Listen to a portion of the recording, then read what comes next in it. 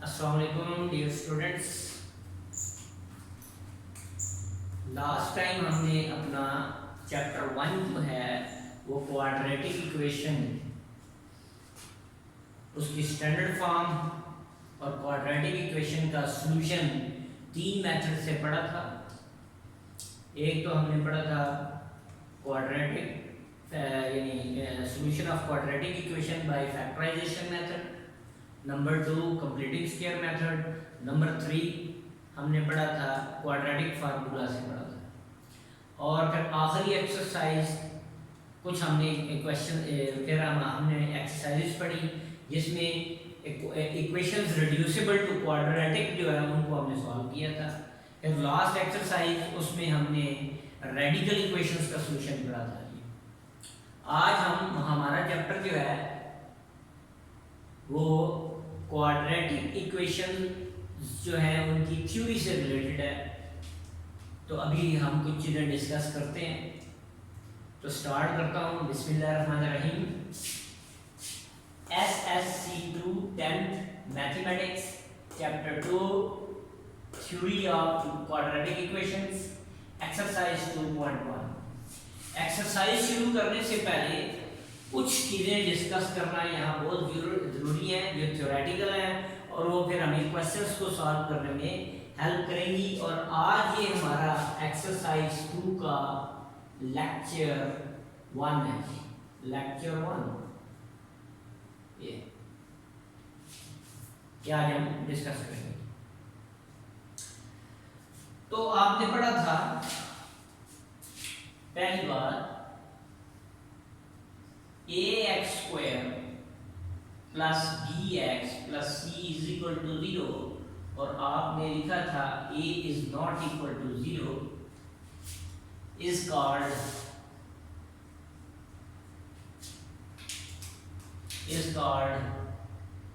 Quadratic equation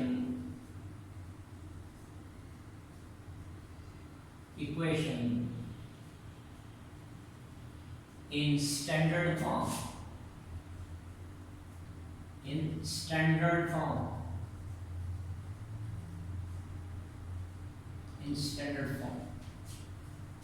ये आपने exercise 1 में मैंने शुरू कराने से पहले 1.1 शुरू कराने से पहले पूरी डिटेल में क्वाड्रेटिक इक्वेशंस के बारे में मैंने बताया था। ये क्वाड्रेटिक इक्वेशन इन 1 वेरिएबल है। 2 वेरिएबल में भी क्वाड्रेटिक होती है। वो आगे एक्सरसाइज इसी चैप्टर में आएंगे, वो फिर हम उसको डिस्कस करेंगे। ये चाहिए a 0 नहीं होगा। फिर आपने पढ़ा था, मैंने पढ़ाया था क्वाड्रेटिक फार्मूला पढ़ाया था x is equal to minus b plus minus under root b square minus 4ac over 2a।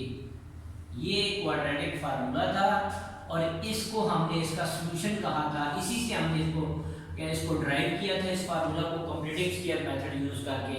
ये भी लेक्चर में मौजूद है, तो क्या कहते हैं आपने उसको देख लेना है। ये क्वाड्रेटिक फार्मूला है और ये इसका solution is the solution of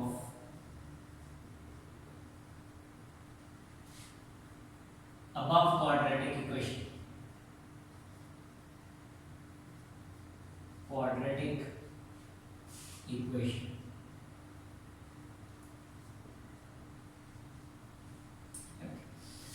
आपने जब क्वाड्रेटिक इक्वेशन को सॉल्व किया था तो आपने देखा था कि क्वाड्रेटिक इक्वेशन को सॉल्व करने से जिस क्वाड्रेटिक इक्वेशन को भी हमने सॉल्व किया था उसके x के वेरिएबल x जब आता था या y आता था या z आता था उसके दो आंसर होते थे।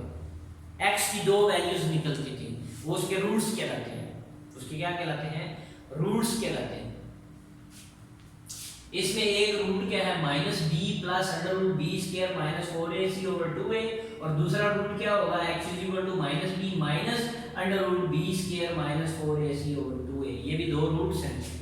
ये क्वाड्रेटिक फार्मूला जो है अगर हम इसको अलग-अलग लिखें x is equal to minus b plus under root b square minus 4ac over 2a। दूसरी बार हम जब लिखेंगे x is equal to minus b minus under root b square minus 4ac over 2a, तो दो ही आंसर होंगे इसके भी। एक में हमने प्लस का साइन यूज किया, एक में हमने माइनस का साइन यूज किया इन दो टर्म के दरम्यान में। इसके और इसके दरम्यान में एक बार प्लस लिया है, फिर इसके दरम्यान में माइनस लिया, नीचे 2 ही जाएगा दोनों। ये भी दो सॉल्यूशंस हैं। अब मैंने जब थ्योरी लिखी थी इसके बारे में शुरू में ही क्वाड्रेटिक इक्वेशन की, जब मैंने पहला लेक्चर डिलीवर किया था, तो इसमें मैंने ये बातें बता दी थी कि क्वाड्रेटिक इक्वेशंस जो होंगे उनके दो रूट्स होंगे या जो वेरिएबल होगी उसकी दो वैल्यूज निकलेंगी। ठीक, यहाँ तक तो बात होगी। अब वो जो दो वैल्यूज निकलेंगी वो किस किस्म की होंगी, किस टाइप की होंगी, ठीक है, ये उन दो वैल्यूज को हम कहते हैं रूट्स, जो x की दो वैल्यूज निकली थी।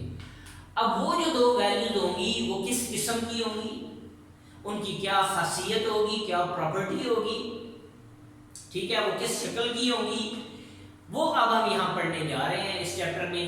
ठीक है, तो उसको हम कहते हैं nature of the roots.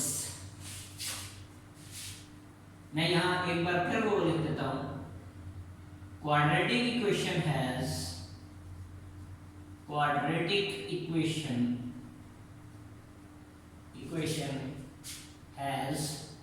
Two roots.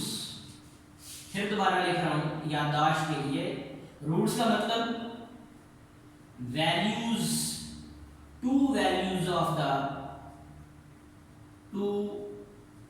Values for variable x, x की दो वैल्यूज आएंगी, रूट्स का मतलब ये। अब हम ये जो दो वैल्यूज आती हैं x की, उनकी नेचर क्या होगी, वो किस किस्म की होगी, किस शक्ल की होगी, वो डिस्कस करने जा रहे हैं। Nature of the roots, very important, FSC में भी मौजूद है। Nature of the roots, roots की क्या नेचर है। रूट्स का मतलब ये जो x की दो वैल्यूज आती हैं हमारे क्वाड्रेटिक इक्वेशन को सॉल्व करने से, उनकी नेचर क्या होगी, वो किस किस्म की। अब किस्म से मुराद है पॉजिटिव होगी, सॉल्व करने से पॉजिटिव आती है, सॉल्व करने से नेगेटिव आती है।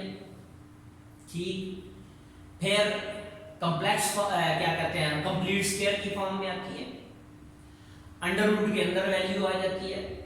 ठीक, वो कंप्लीट स्क्वायर है या नहीं है, वो p/q की फॉर्म में है या नहीं है। ठीक, ये सारी बातें हम डिस्कस करेंगे। ये नेचर ऑफ रूट्स में आएंगी। नेचर ऑफ रूट्स में क्या चीजें आएंगी, जो x के आंसर निकलेंगे दो, हमने देखना है वो पॉजिटिव है या दोनों नेगेटिव आ रहे हैं।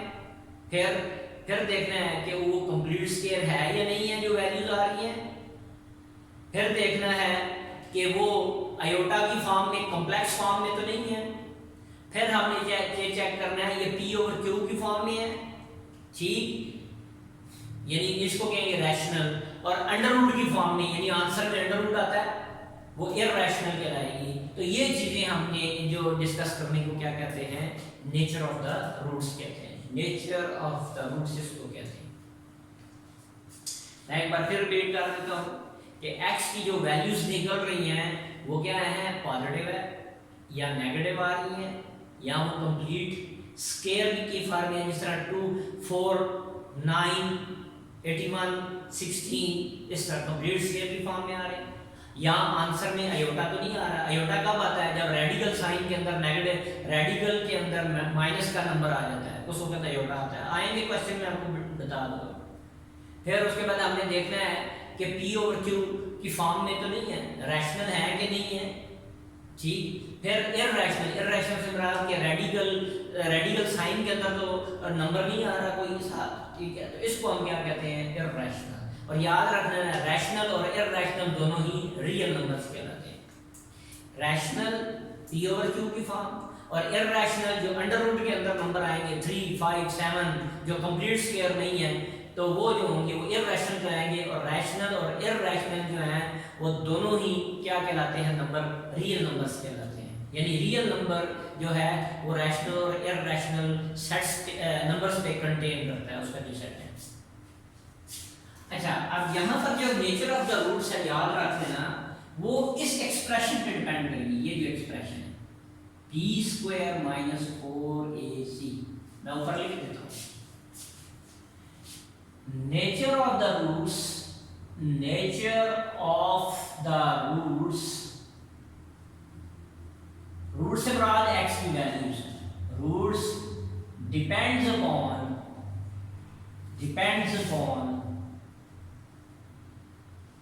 the value of expression b square minus 4ac, which is called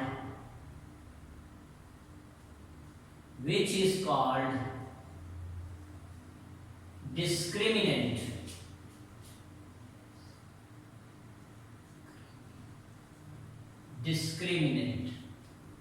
इसको हम डिस्क्रिमिनेंट बोलते हैं। ये जो एक्सप्रेशन है रेडिकल साइन के अंदर, ये क्वाड्रेटिक फार्मूला में रेडिकल साइन के अंदर b² माइनस 4ac आ रहा है। इसकी वैल्यू, ये जो एक्सप्रेशन है इसको हम क्या कहते हैं?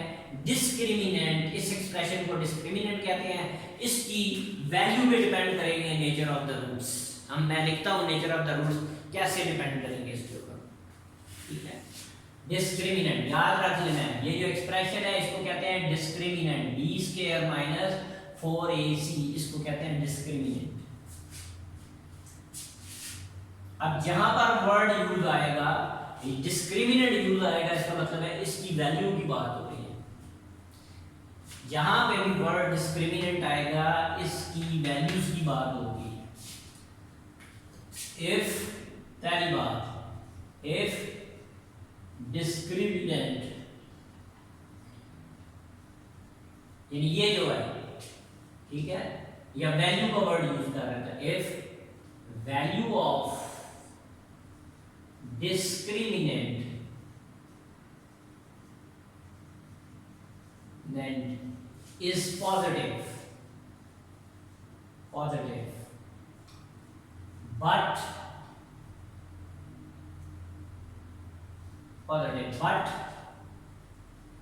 not a complete square,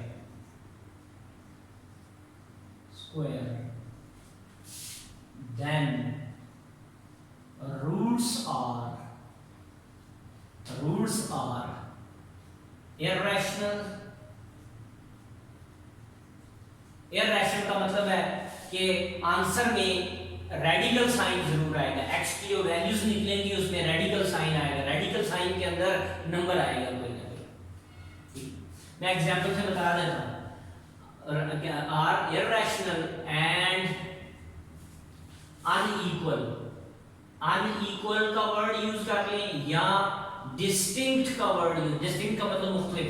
x के जो दो आंसर आएंगे वो मुख्तलिफ होंगे। मतलब आप क्या लें, सॉल्व करके आपने आंसर आता है आपका, ऐसे एग्जांपल दे रहा हूं, 2 + -√3/2 या 4 करने 8 करने, कोई भी आ जा सकता है। तो एक बार 2 + √3/8 होगा और 2 - √3/8 होगा। तो अनइक्वल का मतलब है कि दो नंबर डिफरेंट आएंगे, लेकिन होंगे किस शक्ल में? आंसर में रेडिकल साइन के लाजमी जवाब होगा, उसके अंदर कोई नंबर आ रहा होगा साथ। तो क्या कहा, अगर इसकी वैल्यू पॉजिटिव आ जाती है लेकिन वो कंप्लीट स्क्वायर नहीं है। कंप्लीट स्क्वायर से मुराद जिस तरह 4 है वो किसका स्क्वायर है? 2 का। 9 आ जाता है वो किसका स्क्वायर है? 3 का। तो मैं कह रहा हूं जो कंप्लीट स्क्वायर नहीं आएगा, यानी इसकी वैल्यू अगर कंप्लीट स्क्वायर नहीं आती, ठीक, तो इसका मतलब होगा कैसे आ जाएगा? सॉल्व करेंगे तो उसकी वैल्यू 7 आ जाएगी, या आ जाएगी 5 आ जाएगी, या 6 आ गई, एटसेट्रा। इस तरह के कोई नंबर आ जाएंगे, ठीक है। ये कंप्लीट स्क्वायर नहीं है, इस तरह के नंबर आ जाएंगे इसकी वैल्यू, लेकिन ये कंप्लीट स्क्वायर नहीं है। तो जो रूट्स होंगे वो क्या होंगे? इर्रेशनल। उनमें आंसर में लाजमी रेडिकल साइन आएगा, ठीक, और दोनों ही अनइक्वल या डिस्टिंक्ट। डिस्टिंक्ट का मतलब था मुख्तलिफ। दोनों ही x की वैल्यूज मुख्तलिफ होंगी। जिस तरह मैंने क्या कहा है, 2 + √3/8 और 2 - √3/8, ये दो डिफरेंट नंबर हैं। Second, if value of discriminant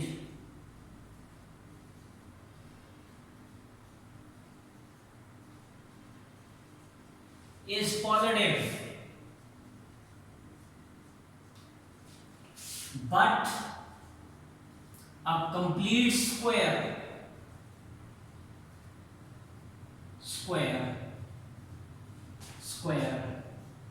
then roots are rational का मतलब p ओवर q की फॉर्म में, फ्रैक्शन की फॉर्म में होगी, p ओवर q की फॉर्म। रैशनल, ये इररेशनल नंबर जिसमें रेडिकल साइन आएगा वो सारा इररेशनल नंबर है, याद रखना। अब इसमें रेडिकल साइन नहीं आएगा, रेडिकल साइन के बगैर नंबर आएंगे। Roots are rational and unequal. Unequal का मतलब डिस्टिंक्ट, अनइक्वल का मतलब है डिस्टिंक्ट। जैसे मैं लिख लेता हूं, जैसे इसकी वैल्यू निकाली तो क्या आ जाएगा 9, तो 9 जब रूट के अंदर आएगा क्या आएगा 3, तो एक बार 2 + 3 फर्क है 9 आ जाता है, यहाँ पे 9 का रूट 3 हो जाएगा, यहाँ सिंपल 3 रह जाएगा, 2 + 3/8 2 - 3/8, तो p ओवर q की फॉर्म में आंसर आ जाएगा।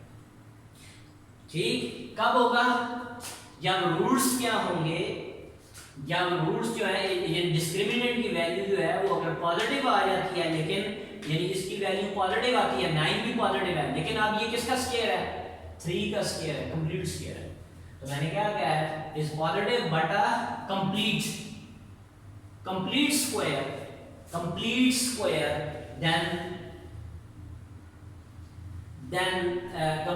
then roots are rational and unequal।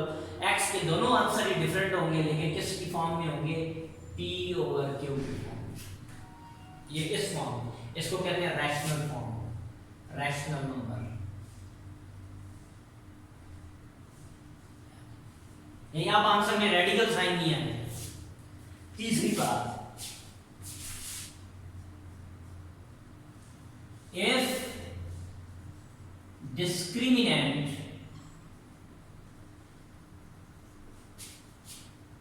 but value of discriminant, if value of discriminant, ताकि आपको क्लियर हो जाए वैल्यू ऑफ लिखने का मतलब है, discriminant is negative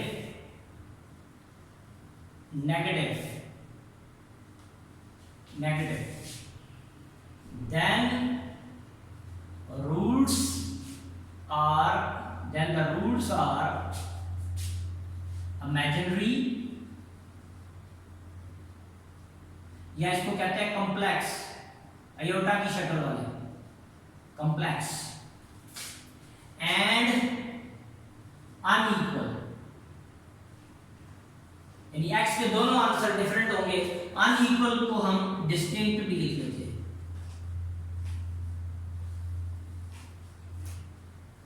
अनइक्वल को हम डिस्टिंक्ट भी लिख लेते हैं। जैसे एग्जांपल दूं, इसको सॉल्व कर रहे हैं तो इसके अंदर ऐसे आ जाता है -√9 सॉल्व कर रहे हैं, इसमें वैल्यू जब हम डिस्क्रिमिनेंट की वैल्यू निकालते हैं तो ये क्या आएगा -9 आ जाता है, तो फार्मूला में क्या है अंडर है, तो -9 का रूट क्या बन जाएगा, माइनस जो होता है वो किसके इक्वल होता है आयोटा स्क्वायर 9, तो आयोटा स्क्वायर से कैंसिल, तो क्या रह जाएगा आपके पास आयोटा और 9 का रूट क्या हो जाएगा 3। लाजमी नहीं ये कंप्लीट स्क्वायर आएगा, ऐसे क्या है -3 है तो ऐसे क्या है, तो -3 है तो ये आ जाएगा आयोटा स्क्वायर * 3, आयोटा रूट से काट के बाहर, और रूट ये कंप्लीट स्क्वायर नहीं है तो रूट के अंदर आ जाएगा, और साथ क्या आ जाएगा प्लस माइनस, एक बार प्लस होगा और एक बार माइनस का नंबर होगा। तो क्या कहा, अगर value of discriminant is negative, जब डिस्क्रिमिनेंट की वैल्यू नेगेटिव होगी then the roots are imaginary, answer में क्या आएगा आयोटा आएगा या कॉम्प्लेक्स उसे कहते हैं, एंड अनइक्वल एक बार प्लस के साथ आएगा और एक बार माइनस के साथ, तो अनइक्वल। या number 4 point, if value of discriminant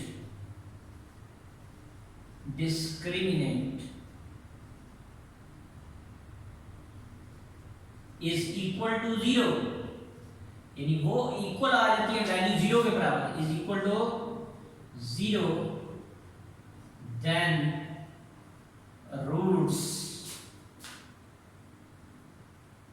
will be equal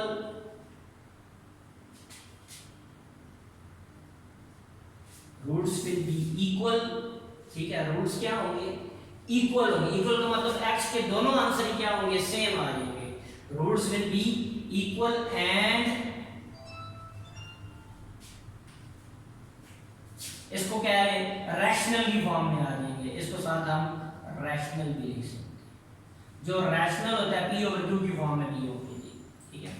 तो क्या कहा, इफ, और जो रैशनल होता है वो क्या होता है, वो रियल भी होता है, और इरैशनल भी क्या होता है, रियल होता है। जैसे मैंने ये यहाँ अगर इसके साथ मैं ब्रैकेट में रियल लिख दूं तब भी ठीक है, और इधर में रैशनल लिख दिया है, रैशनल भी रियल ही होती है। तो क्या कहा, if value of discriminant is equal to 0, अगर वैल्यू ऑफ डिस्क्रिमिनेंट 0 आ जाती है तो आप देखेंगे यहाँ रूट के अंदर 0 आ जाएगा। यहाँ जो भी नंबर होगा प्लस माइनस 0 करेंगे, एक बार इस नंबर को प्लस 0 में करेंगे, एक बार माइनस 0 में करेंगे, तो x की दोनों वैल्यूज क्या आएंगी, सेम ही आएंगी।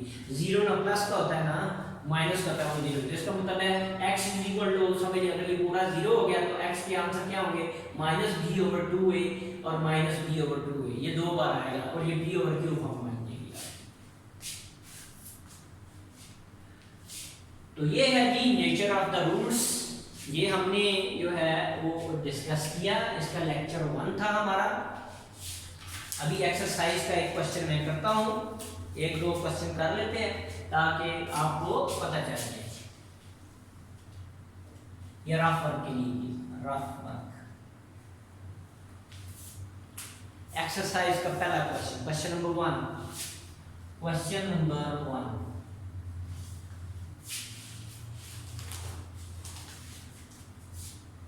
कहता है find discriminant of the following given quadratic equation. ये क्वाड्रेटिक इक्वेशन दी हुई है, इनके डिस्क्रिमिनेंट फाइंड करनी है। Number 1, question number 1, find discriminant, सिर्फ डिस्क्रिमिनेंट फाइंड आउट करना है। मैं साथ साथ नेचर ऑफ द रूट भी बता दूंगा। पहला part 2x² plus 3x minus 1 is equal to 0। देखेंगे क्वाड्रेटिक इक्वेशन स्टैंडर्ड फॉर्म में पहले होनी चाहिए। तो क्या हो गया, a कितना हो गया 2, b कितना हो गया 3, c कितना हो गया -1। तो कह रहा है डिस्क्रिमिनेंट निकालें, तो डिस्क्रिमिनेंट DISC, मैं पूरा नहीं लिख रहा, डिस्क्रिमिनेंट क्या होता है b² माइनस 4ac, इसको कहा था डिस्क्रिमिनेंट। वैल्यू पुट कर दो, तो क्या आ जाएगा, b कितना था 3, इसका स्क्वायर माइनस 4a कितना था 2, c कितना है -1, 3 3 9 माइनस माइनस प्लस 4 2 8, 8 1 8, 8 और 9 कितना आ गया 17, डिस्क्रिमिनेंट 17 आ गया। ये क्या है, greater than 0, positive but not complete square, complete square. ये कंप्लीट स्क्वायर नहीं बनता क्योंकि 17 जो है वो किसी नंबर का स्क्वायर नहीं है, कंप्लीट स्क्वायर नहीं है। तो क्या कौन सी कंडीशन होगी, यहां पर positive but not a complete square, then roots are irrational and unequal. इसका मतलब है x के दो आंसर जो आएंगे उनमें रेडिकल साइन लाजमी आएगा। मैं तो इस साथ लिख दिया greater than 0, positive but not a complete square, so roots will be irrational, उनमें रेडिकल साइन आ जाएगा, एंड अनइक्वल। उसने ना क्वेश्चन में सिर्फ यहां तक निकालने के लिए कहा, बस ये लिखने के लिए निकालने के, मैं आपको साथ ही बता रहा हूं कि नेचर ऑफ द रूट कैसे हम देखेंगे। तो ये किसको सेटिस्फाई कर रहा है, ये पहले पॉइंट को सेटिस्फाई।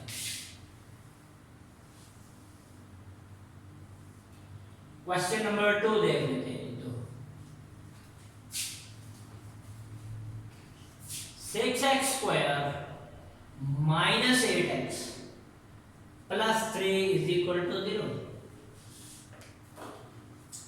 तो a कितना हो गया 6, b कितना हो गया -8, c कितना हो गया 3।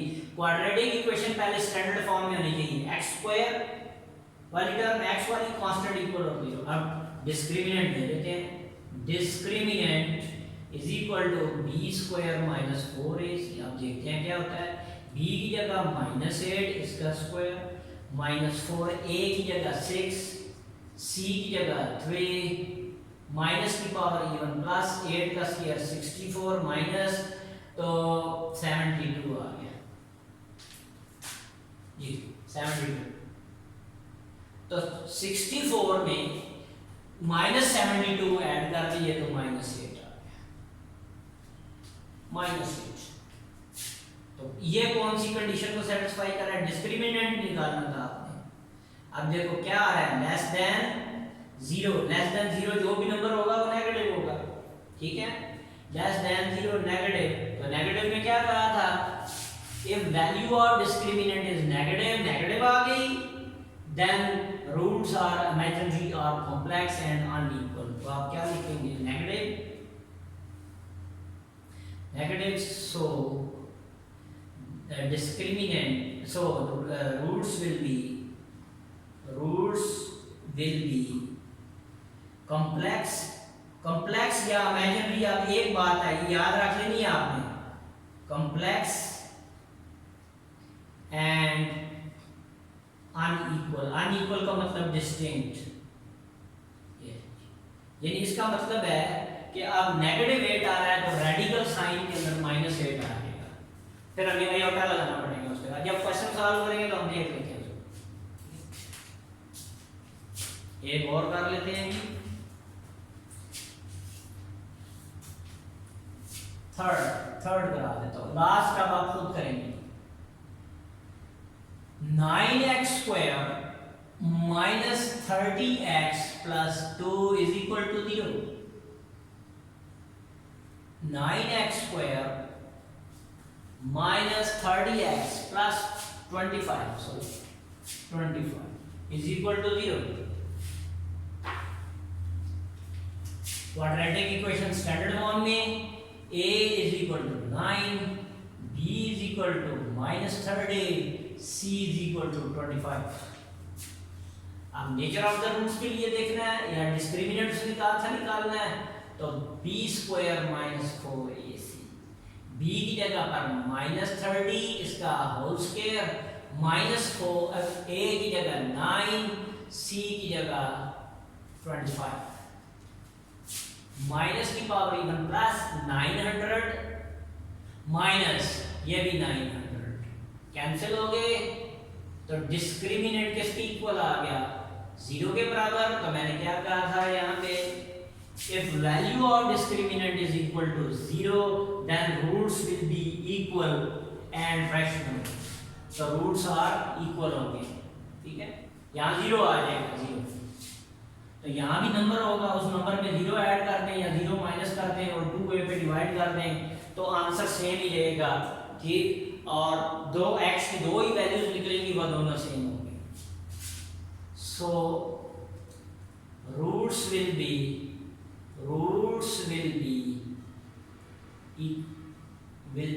Equal and rational